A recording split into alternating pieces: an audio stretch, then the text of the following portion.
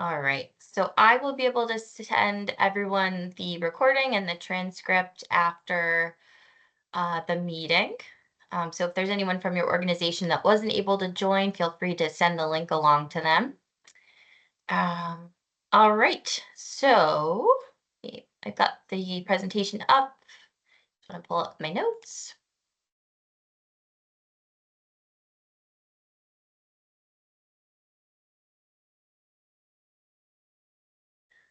Okay, so thank you for attending the training for the Historic Restoration Fund program. My name is Erin Fink. I've been managing the program since 2019. It has evolved over the years, and we hope that offering this training is helpful to your organization. Here's an overview of the topics that we will cover today. We will start with an overview of our office, work our way through the application, and end with, oh, let me just let some other folks in. 1 second.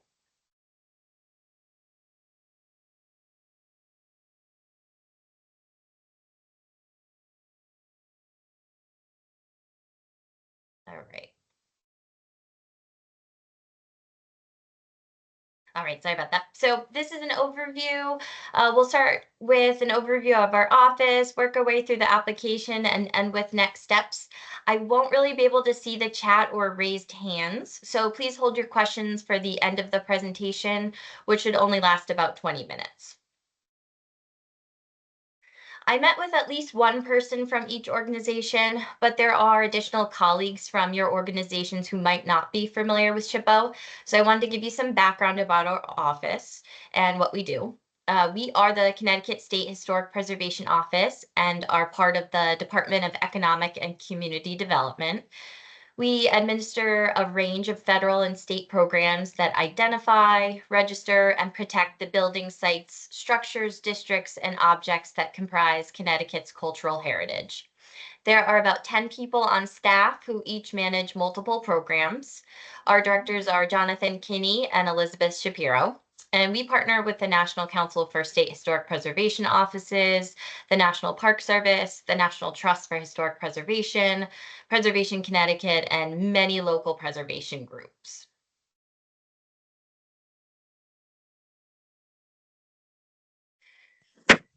We are fortunate to have a designated fund in Connecticut for historic preservation called the Community Investment Act.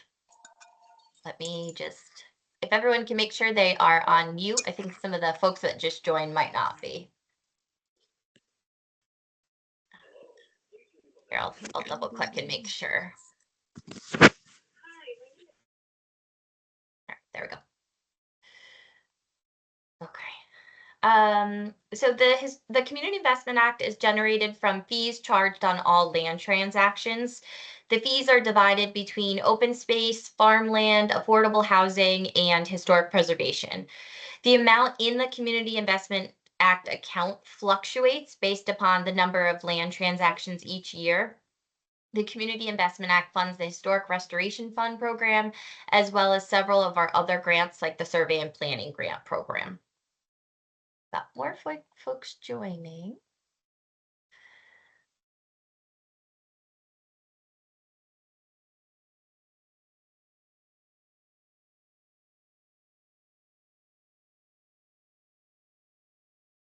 We anticipate having a $1 million budget for the 2025-2026 Historic Restoration Fund cycle. The budget is based on projected deposits to the Community Investment Act and could change slightly. As of right now, it doesn't look like the Community Investment Act is going to be needed to cover any federal funding gaps in our office. But you can see from the totals here that it is an oversubscribed program. Even though we didn't invite everyone to apply, it will still be incredibly competitive. Please know that we believe in every project and we wish we could fund every one of them. If you are not awarded a grant this year, we invite you to submit another letter of intent or pre-application next March. The primary goal of the Historic Restoration Fund is to incentivize and rehabilitation and restoration over replacement. SHPO is offering funding to keep traditional historic trades and techniques active. These grants should preserve distinctive features, finishes, and construction techniques. The goal is to protect Connecticut's historic places and spaces. Looking ahead, the grants will follow the schedule here. Applications will be due October 24th, 2025. You will note that there are several dates in the presentation, but the 24th will be the deadline and the presentation slides will be corrected.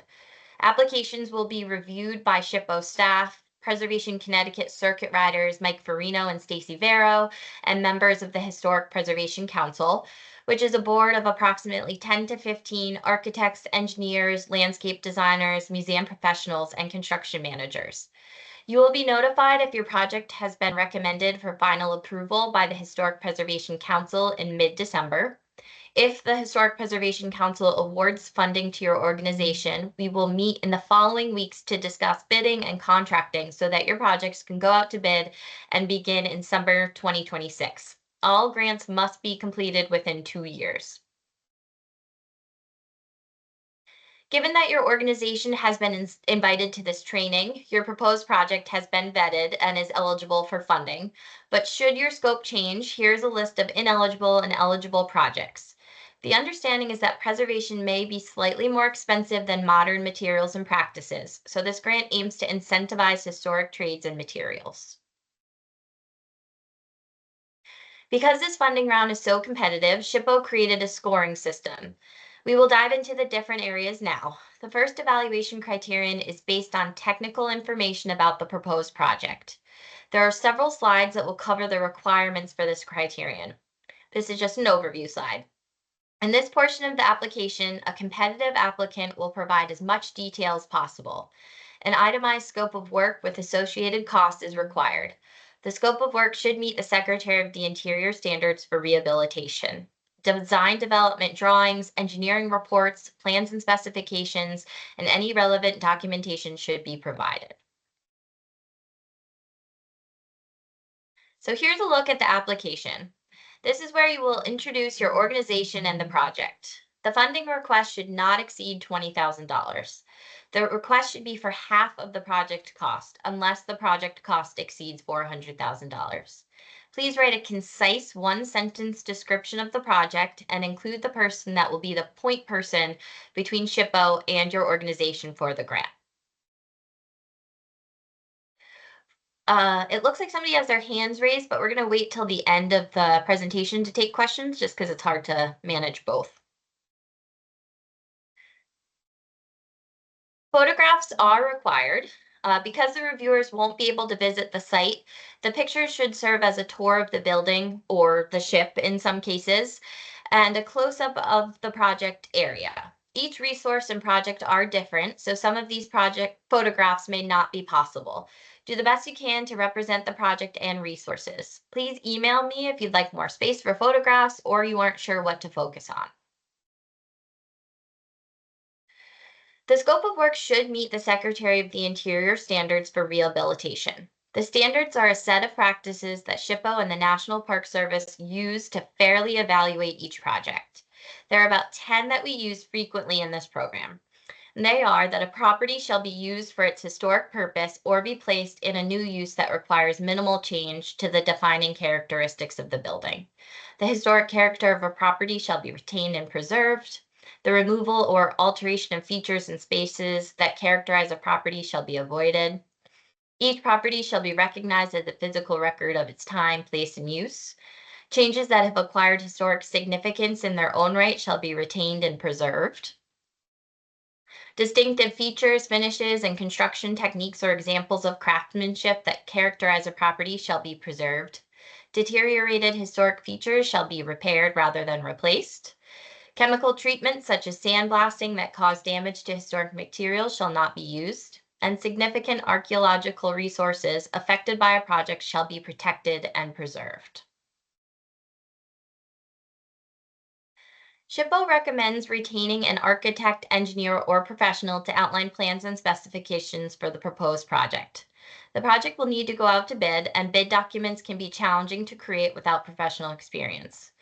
We ask that you upload project drawings, which should include dimensions that a contractor can base their bids for materials from. Design development drawings should be about 80% complete. Construction documents and drawings do not need to be completed at the time of the application, but seeing a draft is helpful. So uploading the construction drawings is optional.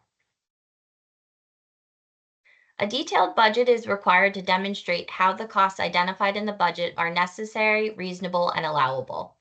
Grant funding can cover costs of materials and construction labor necessary to ensure preservation, safety, and accessibility. The grant can't cover design development drawings or condition assessment, but fees relating to the development of bid documents and construction drawings, as well as project management, can be used as a match. In-kind services such as volunteer hours can't be used as a match.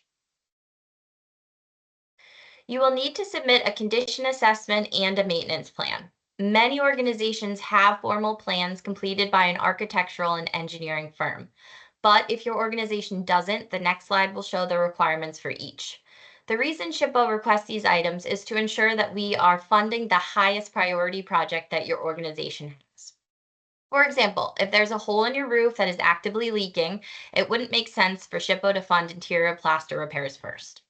The reason SHPO requests a maintenance plan is to ensure that the state's investment will be protected and that the organization has a clear direction for addressing the upkeep of the building or resource. If your organization doesn't have a prepared condition assessment and maintenance plan, you may create one in a Word document to upload. At a minimum, a condition assessment should include these things: a brief description of the architectural style, a brief landscape description, a description of the features on each elevation, a description of significant materials, a list of deteriorated conditions, a list of any major alterations, a description of the features on each interior floor or space, a list of prioritized needs, and an explanation of any potential loss or destruction. And a maintenance plan should include these things: regular inspections and monitoring, preventative maintenance schedule, dedicated building maintenance budget, staff and volunteer training, partnerships with preservation experts, public engagement, and education. One of the major scoring areas is project urgency and public benefit of the resource. SHPO wants to understand how this became an urgent project, whether it was deferred maintenance, storm damage, or issues with a previous repair failing. We want to be sure we are addressing urgent projects that might be causing safety hazards or limiting the public from using the building. But we also want to make sure that the proposed project mitigates the threat and that it doesn't happen again. To demonstrate public support and benefit, we want you to reach out to your local leaders, state representatives, and state senators. We want their investment in the project, and we want you to develop a strong relationship with them. In turn, we hope they become advocates for the Community Investment Act in case it ever comes under threat like it has in the past, and we want them to understand the benefits of historic preservation. If the project involves ground disturbance, is in a local historic district under a local historic district commission purview, or if there are any other funding sources requiring compliance, SHPO wants to ensure you are meeting their requirements. If the resource doesn't require any compliance, the applicant will automatically get a point. Lastly, we want to make sure that the projects that SHPO funds hit the ground running as soon as funding is awarded and that the organization has the capacity to ensure the project starts and finishes on time. You will need to upload an operating budget, a legal opinion that a preservation restriction can be placed on the property, and an authorization statement from the board or governing body that the organization can apply for and accept the grant. SHPO will also need to see a bank statement or some kind of proof that the entire project cost is in hand. Keep in mind that this is a reimbursement grant that is paid at the completion of the project. If an organization has a $400,000 project, the organization would need to pay the $400,000 to contractors before the state can reimburse for our half of the project cost, or $200,000. There are templates included at the end of the presentation packet that can be used by your organization for both the authorization to apply and to place an easement on the property. We will cover the preservation easement or restriction in the next slide. As a condition of funding, grant applicants must agree to execute and record an interior and exterior preservation restriction and maintenance agreement on the property's deeded parcel of land. Some organizations here might already have a preservation easement on their property from SHPO. If your organization does, additional time will be added to the easement if you are awarded a grant. The duration of the easement is dependent upon the amount of funding awarded. These are the time period listed here. So $0 to $20,000 is a 5-year easement. $20,000 to $50,000 is a 10-year easement. $50,000 to $100,000 is a 15-year easement, and $100,000 to $200,000 is a 20-year easement. Finally, there are some additional questions used for our reporting purposes, such as past preservation grants awarded, the number of people employed by your organization, and the number of people on the organization's board or governing body. We also ask that you confirm your understanding that this is a reimbursement grant. For next steps, please use the link that is highlighted in yellow to navigate to SurveyMonkey Apply, which is the online platform that hosts the Historic Restoration Fund application. I created an application for one person in every organization. The primary account holder of the application can add collaborators to the application using their email address. You can invite as many people from your organization or project team as you like. You will be able to work on the application and save drafts until October 24th. I will be able to see the applications as you work on them, so if you have any questions, you can email me to review a portion. I will not have time to review all drafts of the applications, but I'm happy to help with specific questions. In the packet that was emailed out to you yesterday, you will see several attachments, which include preservation restriction sample, sample legal letter, the Secretary of the Interior standards, sample certified resolution, and the sample application. If you have any questions about the easement, you may email our easement manager, Julie Carmelik, at julie.carmelik@ct.gov. I'm happy to answer any questions now, and if they are project specific, we can schedule time to talk one-on-one. So I open it up, just come off mute and introduce yourself, and I'll try to field your question. Brian. Good afternoon. I put it in the chat, but very early on, you said the maximum fund request was 20,000. I think it's 200,000, right? And just as you just detailed in the deed restriction or whatever it's called. So correct. Thank you. And then the other question is that will a summary of these slides go out to this group? But because you were pretty specific about the process. Yes, I will send out the video recording and it transcribes the notes as well. So I will send both of those within an hour after this meeting. Thank you. Let's see, Carl, it looks like you have your hand up. Yep, so you said you sent out an email that contained a whole lot of attachments. The only email I received was the HRF presentation. If you scroll to the bottom of that HRF presentation, you'll see the templates. Oh, got it. Okay. It's within that one document. Yes. Okay. I was looking for maybe an email that had multiple documents. I figured it would be good to have them all in one place. I agree. I'm with you. Okay. Steve, it looks like your hand's up. Yeah, so we got a historic restoration fund grant once before, and if I remember correctly, it was like prorated. We asked for a certain amount and they gave us a percentage of that. Is that possible that could happen again? No, it's a single payment reimbursement at the end of the project. No, what I'm saying is like we asked for 200,000 and we were awarded 80,000. So is it possible? Yeah. So I'm not sure if it's on my end, but he's cutting out a bit. Oh, you don't hear me? I think I got the gist of your question, which is whether if you apply for $20,000 or $200,000, would we award less than that based on our budget? We try to just award the full project cost. If we award only a portion of it, we found that projects don't get done because the funding's not there. that they need. Okay. Can you still hear me? Yes. No? Okay. So would it be like, we do have like $500,000 worth of work, and would we have a better chance of getting if we asked for less than the full 200?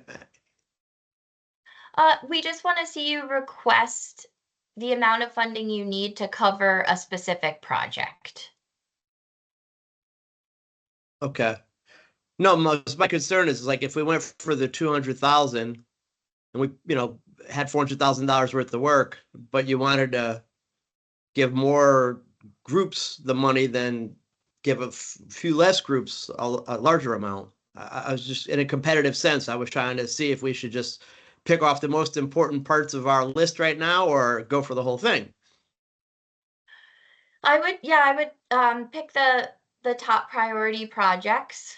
But I don't think it makes you more competitive to ask for, more or less. We just want to make sure that you have a defined scope of work and the funds to cover it. Okay. All right. Thank you. Yep. Let's see.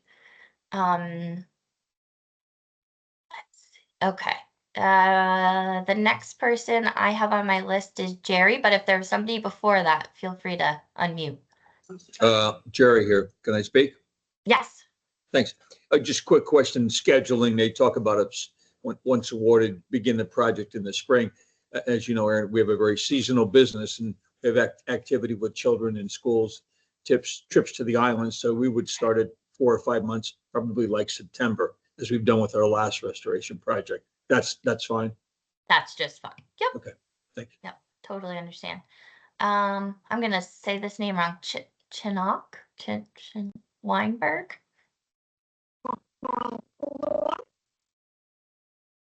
Is this by end or is anybody else kind of hearing it garbled? I heard it very garbled as well. Garbled. Okay. Okay.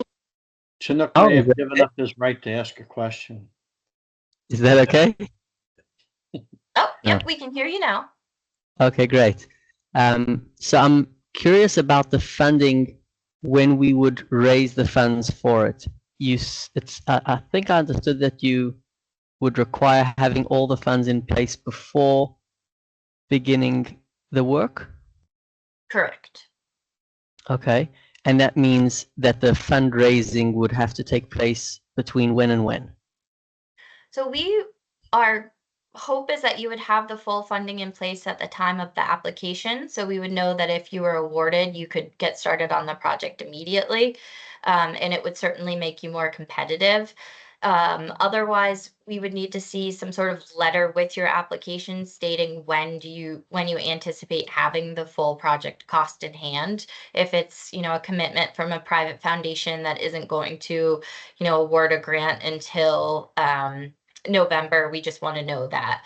But we're really looking to have kind of shovel-ready projects. Okay, so the fund for Sacred Places was different, where you would begin fundraising after being approved, if I understand correctly. So this is I'm fundraising now up until the time that we're approved, and then hopefully we're ready to go. Yes. Okay, great. Yeah. Thanks. All right. I'm good. Thanks so much. Can I jump in with a related question? Yes. Okay. Would it be possible to show a commitment from a financial organization, financial services company approving like a bridge loan or a construction loan? That would be just fine. We've had applicants do that in the past. Yes.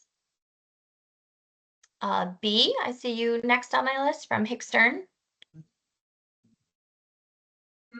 I think you're on mute, but I can take you off. 1 second. Oh, maybe I can't. How's that? Perfect. Thank you. I have two questions. I just want to confirm first that the grant application can consist of multiple projects, not just like painting the house. It can include other things. Yes. Okay, to make the project.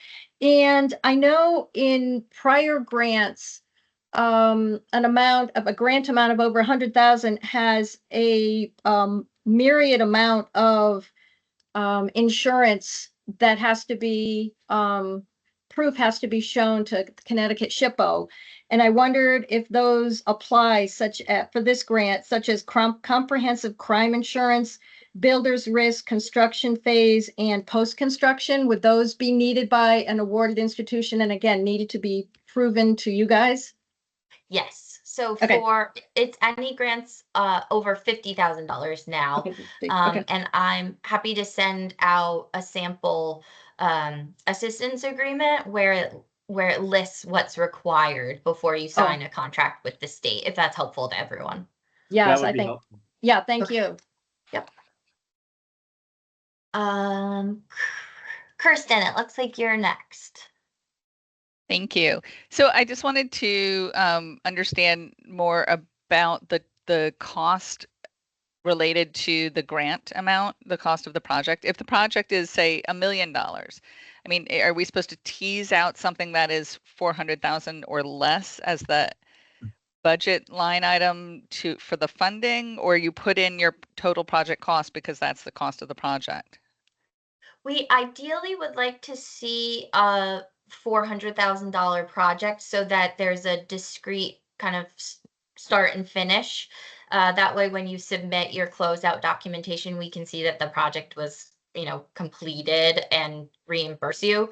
But it's kind of up to you. If you have all of the funding in place and you can start it and finish it within 2 years, then that's fine. So it's really dependent upon your funding level and whether you need to phase the project or not.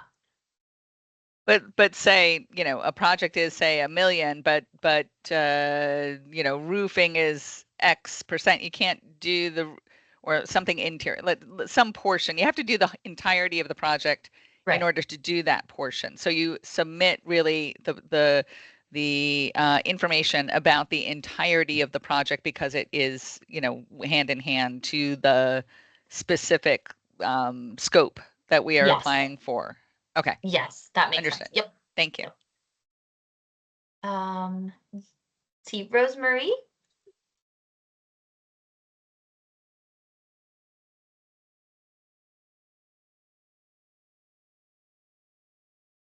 I think you need to come off of mute if you can.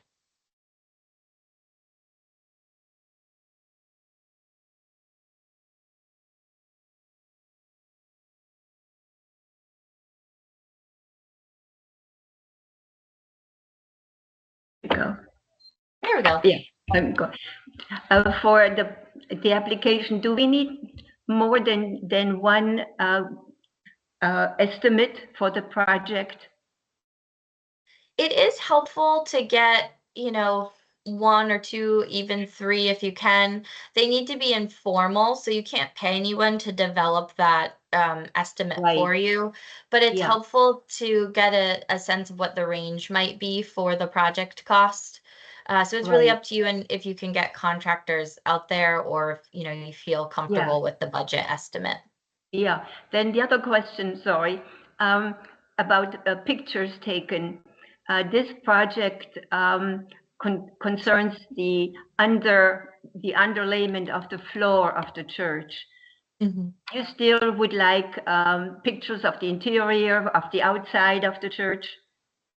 Yeah, so the council and staff that review it want to get a sense of, the entire building and what makes it historic and significant. So it's helpful to see all the details. Good. And then, I'm sorry, one more question. We have a structural engineer. Mm-hmm. Do we still need an architect? It's helpful to have one in order to develop bid documents and things. But if there's somebody who can work with the structural engineer to develop the scope of work and the bid documents, if you are awarded, then you don't need one. It's really what you're comfortable with and kind of what the capacity is of the organization. All right. Thank you. That's it. Yeah, no, it's great. Jerry. I'm fine. Okay. All right. You had your hand up, so just check I it. apologize. Yep. No, That was that's it. okay. Want to make sure I get to everyone. All right. Is there any other questions from the group? Oh, it looks like Robert, you have your physical hand up. Can you hear me? Yes. Okay. I'm a little puzzled just about a question that was just raised.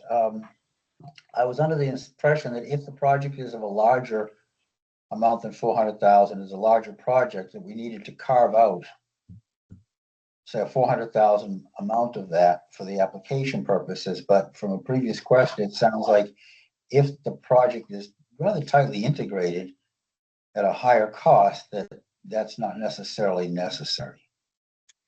Yeah, it's kind of project dependent. That the reason that I say that sometimes it's helpful to carve out a project is because in order to get reimbursed for our grant amount, or the half of the project cost from the state, you need to show that the project is complete. So I know with yours it's a very large project and you may not Right. have the funds available to do it. So my suggestion to you was to phase out a portion of it that you knew you could complete so you can get that reimbursement. Okay. But I think All right. in for the glass house, it's a little different because they do have that full project cost in hand. They know they're going to start and finish it and can get that reimbursement at the end. So it really just Okay. depends on what your budget is, and kind of the project schedule as well. Okay. Thank you. Sure. Carl? Yeah, I feel a bit behind the eight ball because I thought I had read that you were not supposed to gather any money until after the project was approved. So I read that before. That's the way I interpreted it, and I probably interpreted it wrong. So we've been targeting money and talking to people, but we haven't really raised any money yet. So we'll have to get on that. We have it identified, but we have to finish it. Yeah, so it's a little tricky because the Fund for Sacred Places has different funding requirements. So the two of them kind of get confused, where Fund for Sacred Places helps you fundraise and do a kind of campaign. Right. But our office, because we have to have it as a reimbursement, you need to have the funds up front. So, but yeah, if you have commitment letters showing that, by the spring you'll have the money in hand, that's just fine. But we just want to know that, you really will be able to complete the project, and it doesn't keep maybe another organization from getting Yep, the I hear you. funds. Thank you. Sure. Any other questions? Well, I just want to thank you for all your efforts in helping us. I want you to know that we appreciate it very, very much. Oh, thank you. I'm glad this was helpful. Thank Yes. you. Jerry, Aaron? looks like you've Yeah, I'm sorry. I do have one quick. The application process, is it open? Is it started, or is there a start date? Yep, it was open last night. Okay. So log in with your email address and you can start checking it out. Thank you. Well, hopefully this was helpful. And you sent that email out? Aaron, you Yes. sent that email out? Yes. So Okay. I can resend it if you didn't get it. So maybe after this call, I'll send you the recording, the transcription, the sample assistance agreement, and the link to log in to SurveyMonkey apply. All right, thank you. Thank you. Yes, no problem. Brian, I will drop the link in the chat. Thank you so much. Thank you, Aaron. you. Yeah, thank Thank you. you, Aaron. Thank you. It's good to see everyone. Have a good day. Thanks a lot. Thank you. Okay. You too. Thank Bye-bye. you. Bye.